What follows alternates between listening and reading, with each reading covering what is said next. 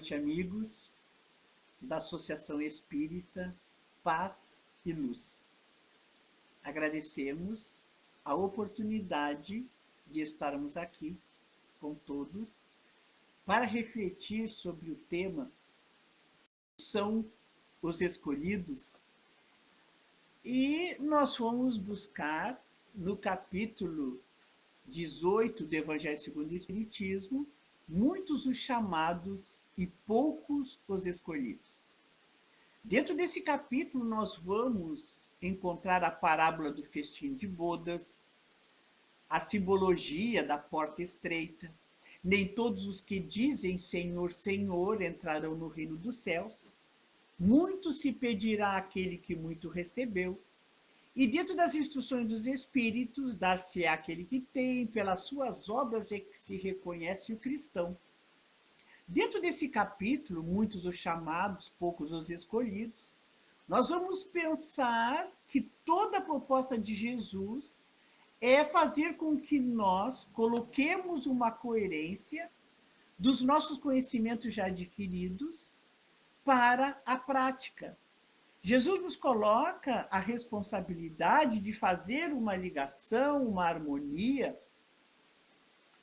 dos fatos, das ideias, do conteúdo, da teoria para a prática e a realização real daquilo que nós já absorvemos como guia para a nossa existência, já que Jesus, na questão 625, é o modelo e guia da humanidade. Jesus é o maior protagonista de amor na Terra, é o ser mais perfeito que esteve entre nós. E esse termo protagonizou o amor na Terra, protagonizar é um termo que utilizamos no teatro, quando o personagem ele adquire a principal encenação, no cinema, na novela. E então Jesus protagonizou a personagem maior na história da humanidade como o modelo a ser seguido por todos nós, que é a mensagem do amor. A mensagem de amar ao próximo como a si mesmo. Ele trouxe o personagem do amor incondicional, protagonizou o amor na Terra, exemplificou o amor para a humanidade. Leon Denis diz que Jesus é o governador espiritual do planeta Terra.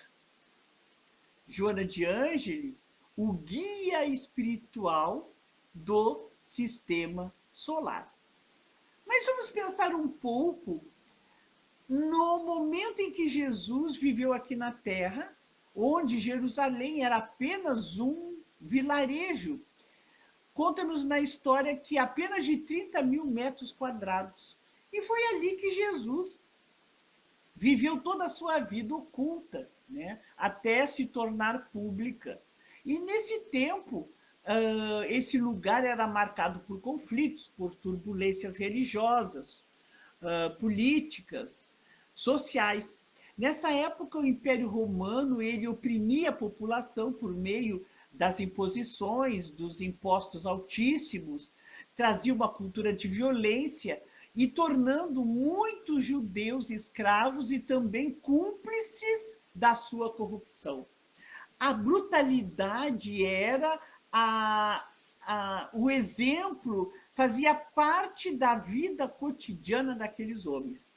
As autoridades locais romanas eram o Pôncio Pilatos, que nós conhecemos, que governava a Judéia. Herodes, que foi aquele que julgou também Jesus. Os sumos sacerdotes eram Anás e Caifás, que também muito influenciaram na crucificação do Mestre Jesus quando ele esteve aqui na Terra.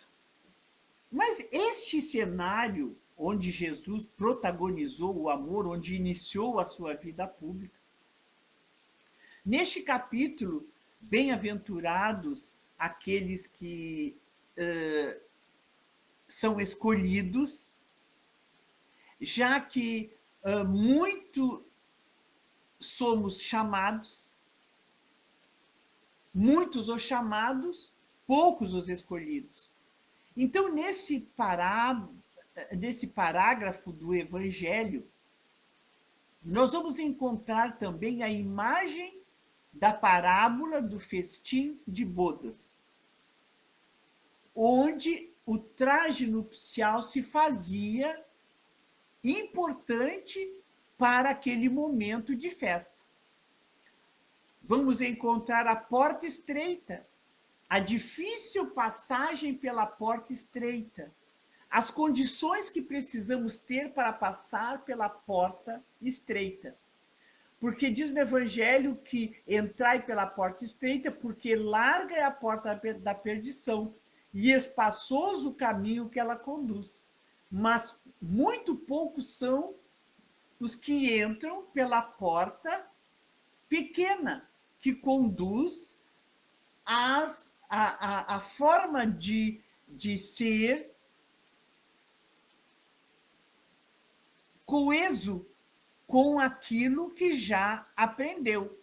Então, aqueles que passam pela porta estreita são aqueles que absorveram os conteúdos, que conseguem ultrapassar por uma porta estreita, deixando a porta larga, a porta da perdição, onde muitos passam e poucos encontram a porta estreita, porque poucos são os escolhidos. Quem são os escolhidos?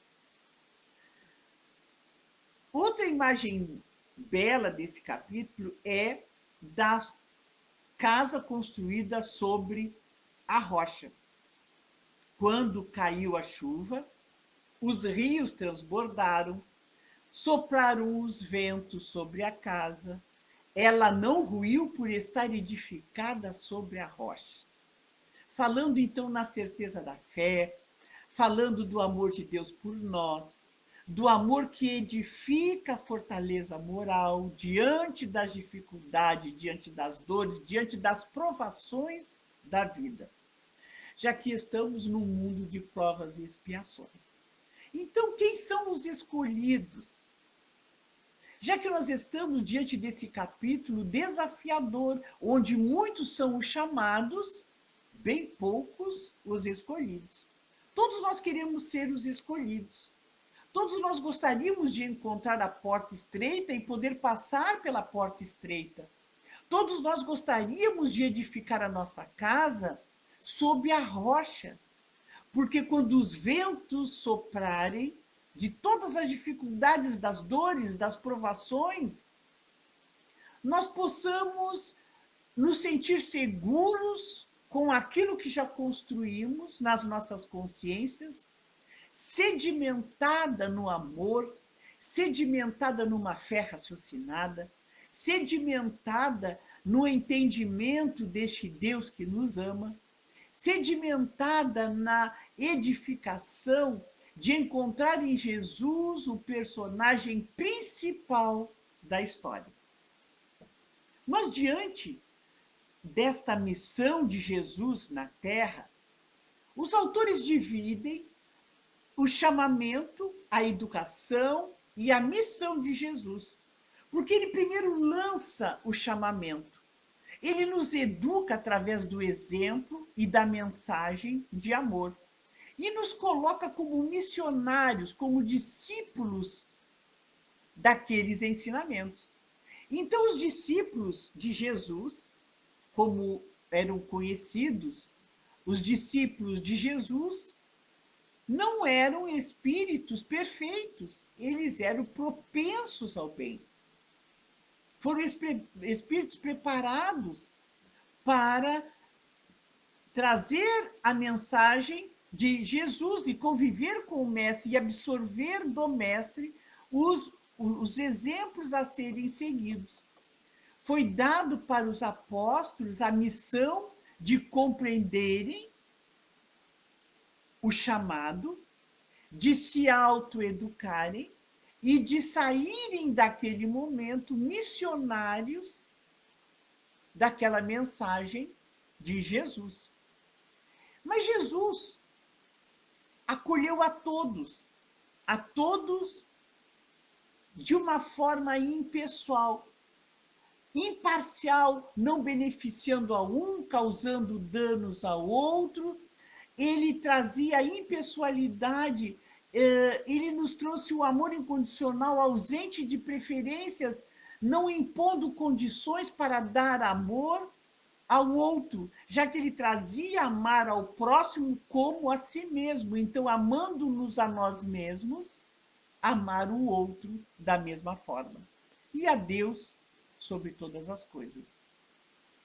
Jesus amou a todos e nós podemos entender esse verdadeiro amor quando, lá na última ceia, ele sabia das condições que o estavam preparando a história para que ele sofresse no outro dia a prisão e depois a crucificação, e que os apóstolos iam correr, iam fugir, iam entregá-lo às personagens romanas, às autoridades romanas, e ele sabia, mas mesmo assim compartilhou com todos na última ceia, repartindo pão, os ensinamentos, fazendo os mesmos chamados,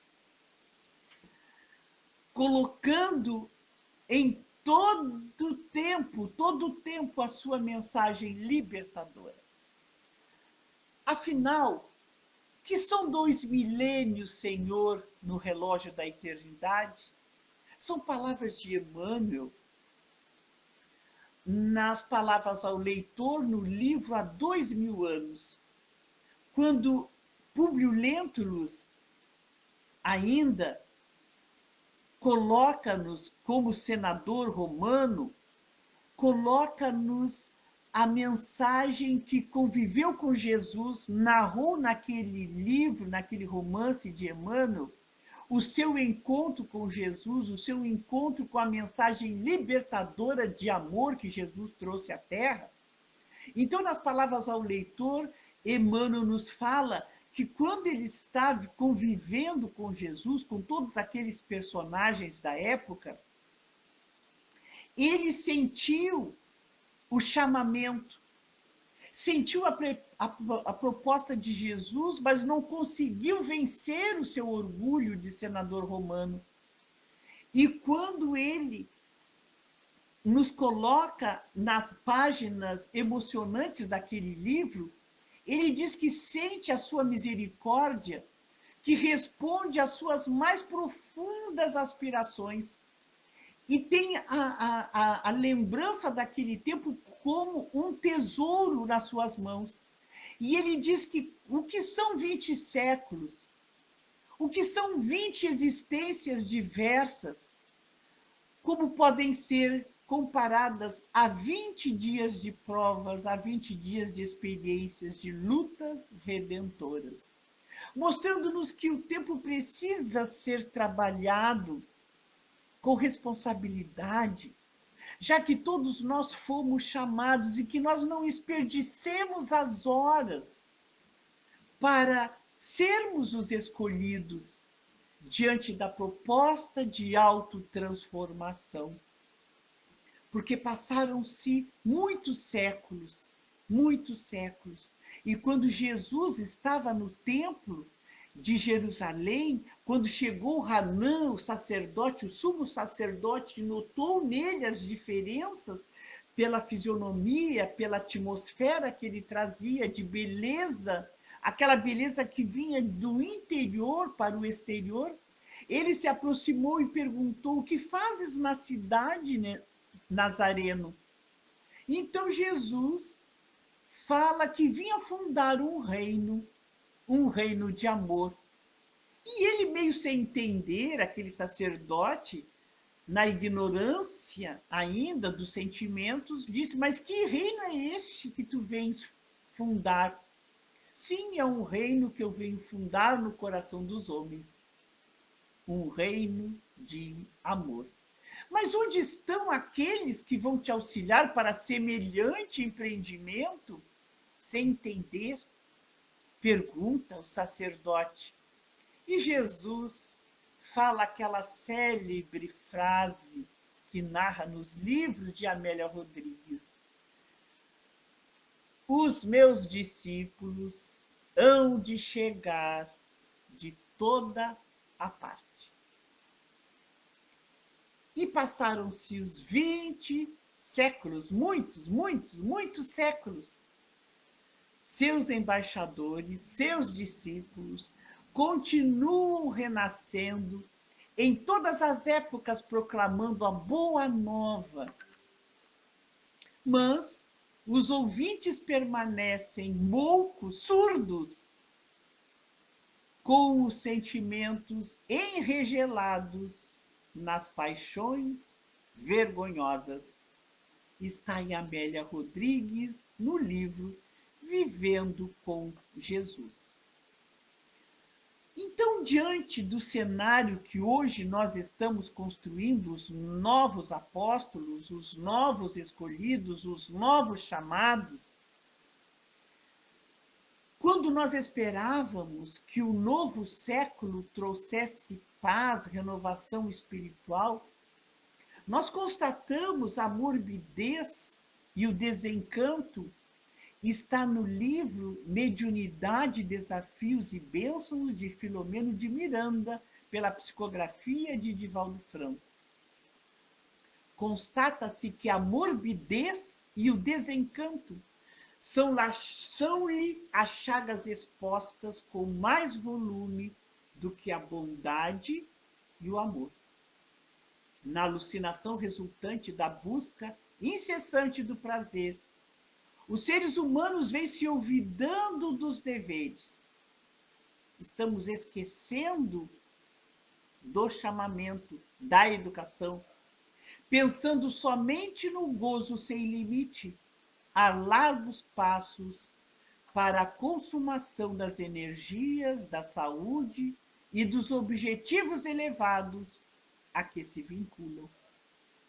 Ainda entendemos que somos sim os chamados, que ainda continuamos naquele cenário onde a violência é a graça, onde o império das paixões predomina, no gozo sem limite, e os elevados vínculos com o amor que Jesus veio trazer ainda nos parecem distantes, porque ainda recebemos os chamados, mas não trazemos aquela coerência entre aquilo que nós já conhecemos e aquilo que nós devemos praticar. Trazemos as mentes fixadas na teoria. Recebemos, sim,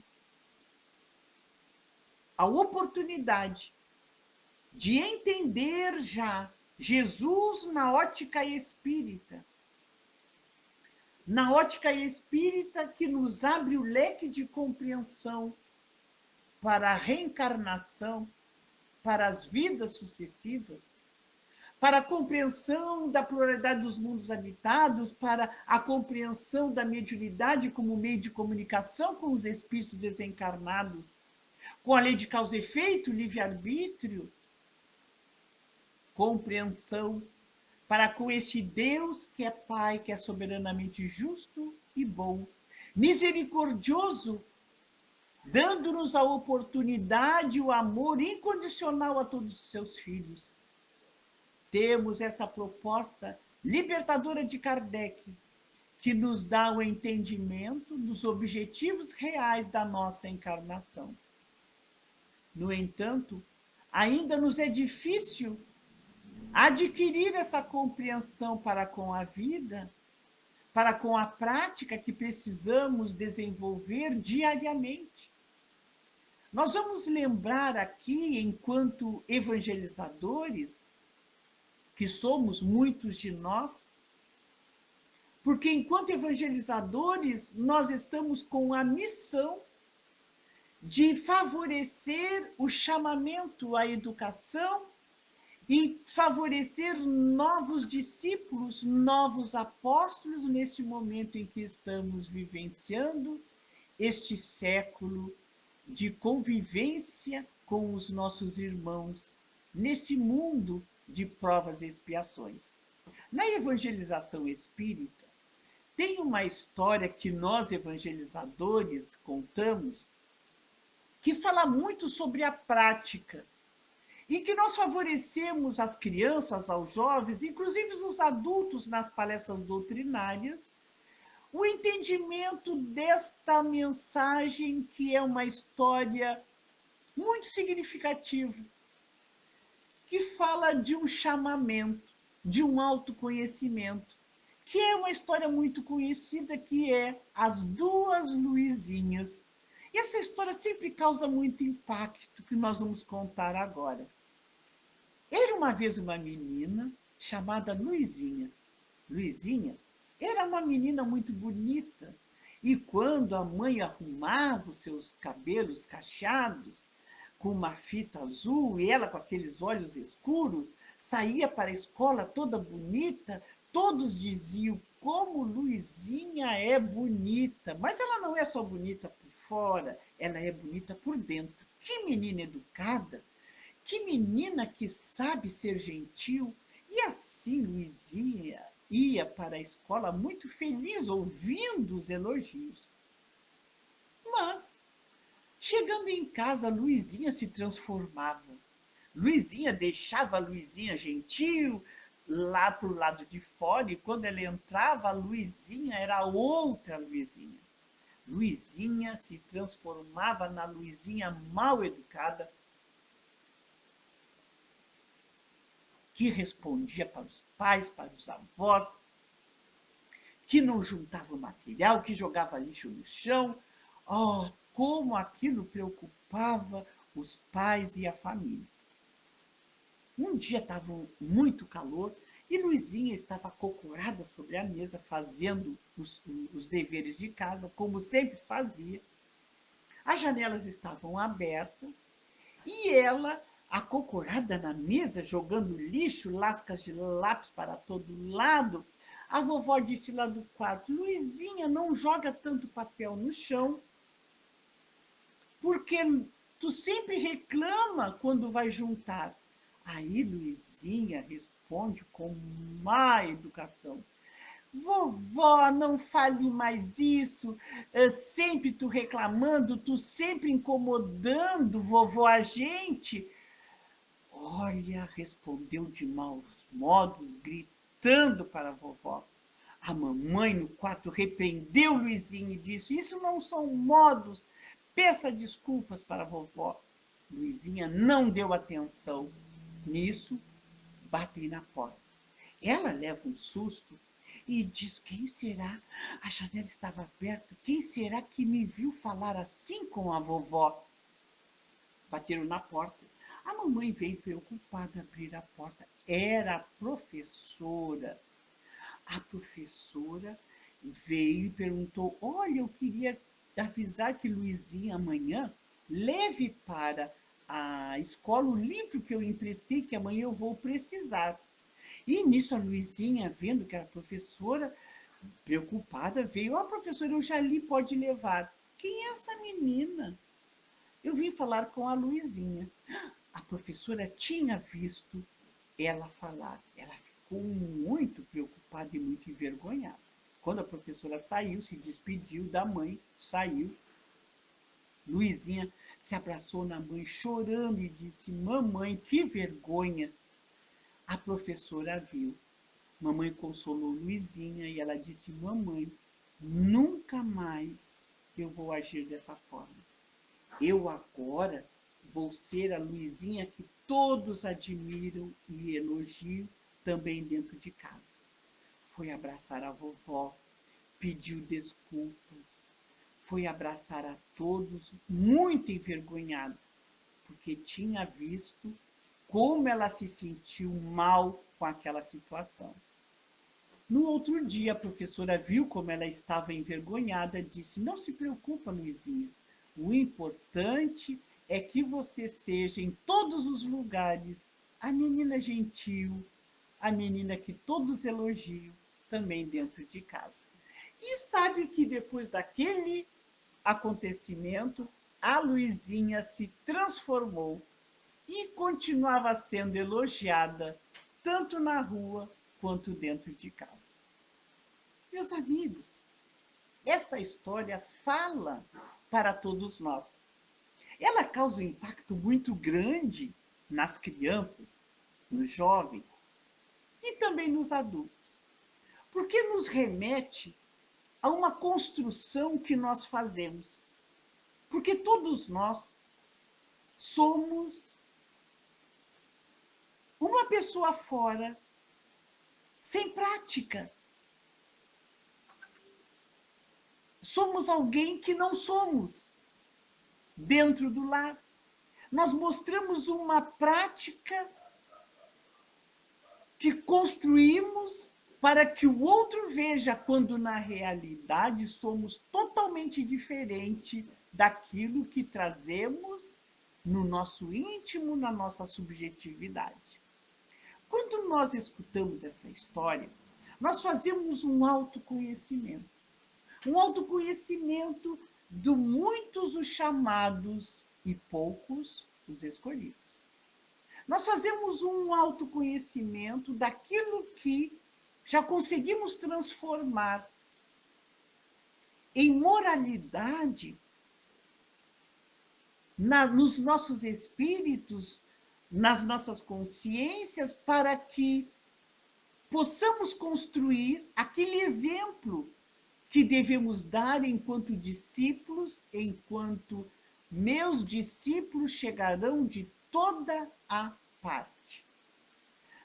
No Homem no Mundo, no capítulo 17, diz que nós somos chamados a estar em contato com espíritos de naturezas diferentes, de caracteres opostos, e que nós precisamos estar com a nossa consciência limpa, como aqueles que se colocam herdeiros do céu, para que possamos entrar na posse da herança, daquilo que nós buscamos para ser um homem mais feliz amanhã.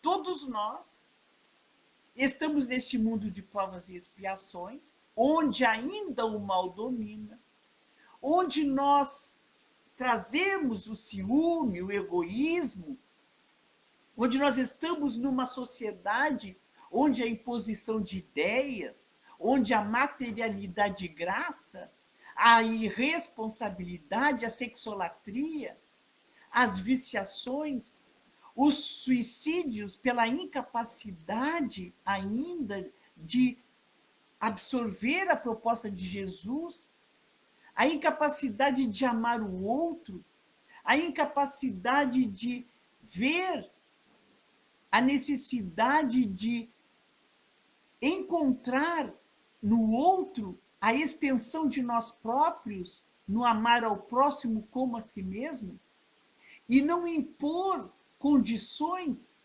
para que o outro seja da forma como eu gostaria que ele fosse. Nós vivemos num mundo onde a drogadição ainda é uma fuga espetacular para as nossas dores íntimas, para as nossas necessidades infantis.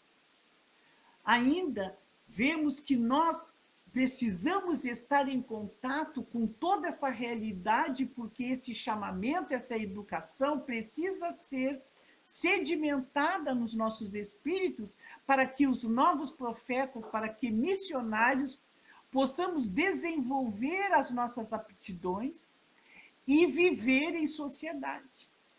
Nós não possuímos faculdades completas, como está na questão 768. E é através dessa união é que nos favorece o progresso. Nós precisamos uns dos outros para saber até que ponto nós estamos sendo provados no chamamento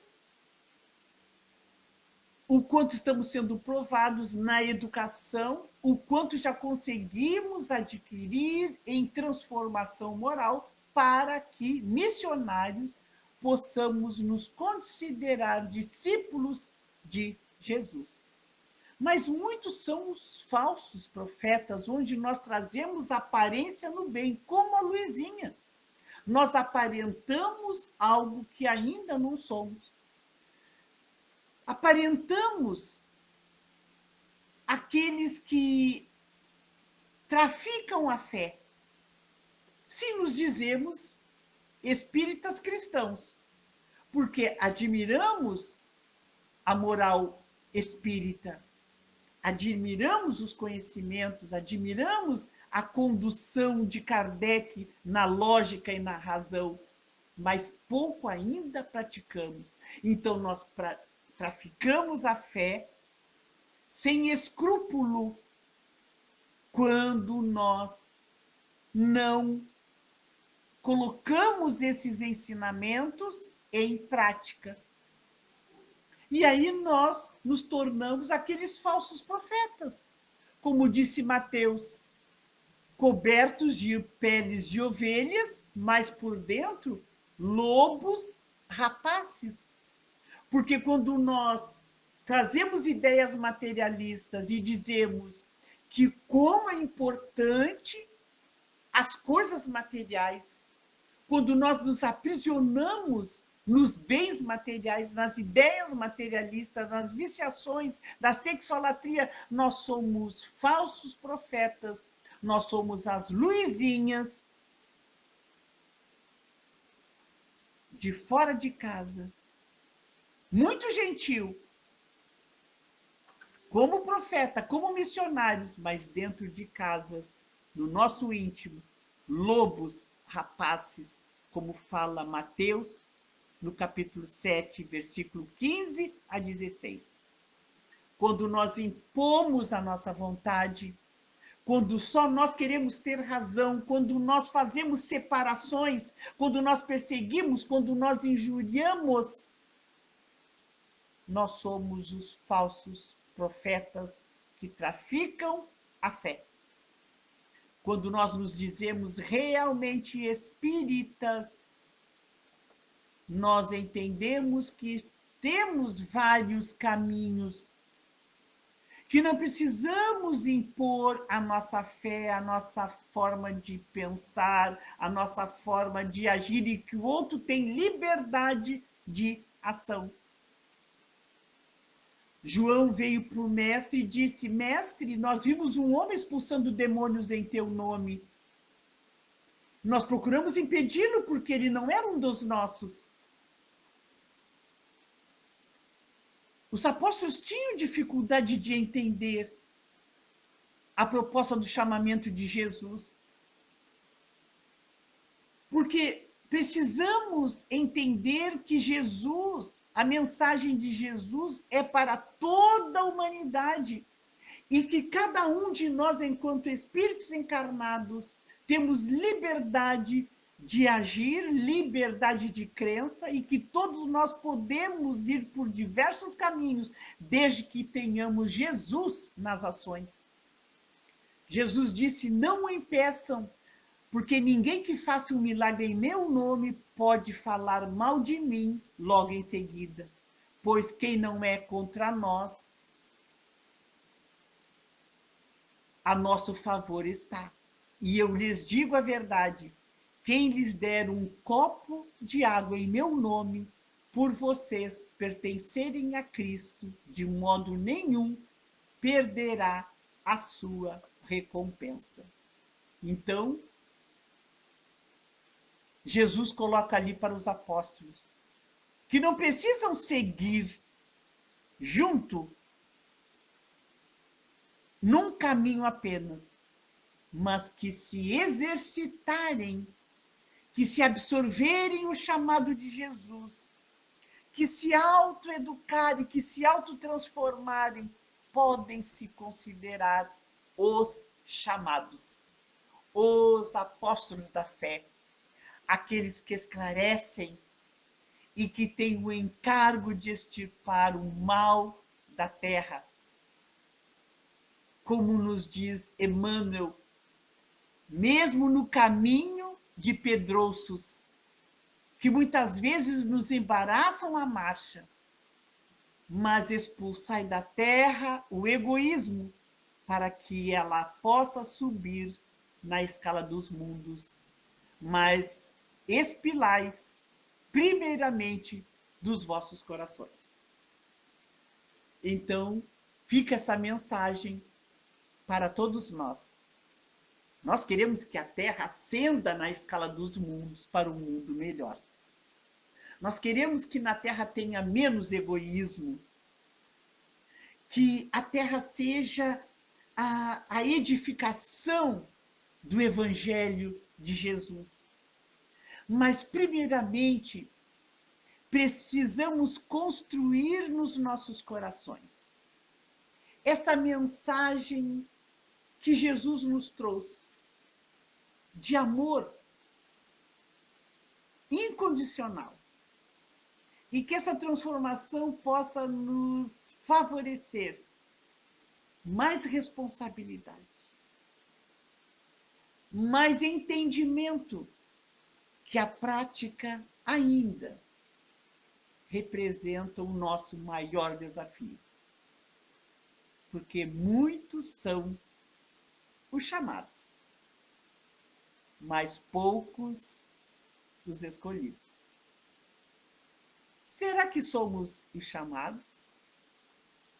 Ou somos ainda aqueles que são surpreendidos pela professora na janela, as duas luzinhas? Muita paz para todos nós, da grande responsabilidade que trazemos de entender e de procurar a autotransformação. Muito obrigada e até uma outra vez, se Deus quiser.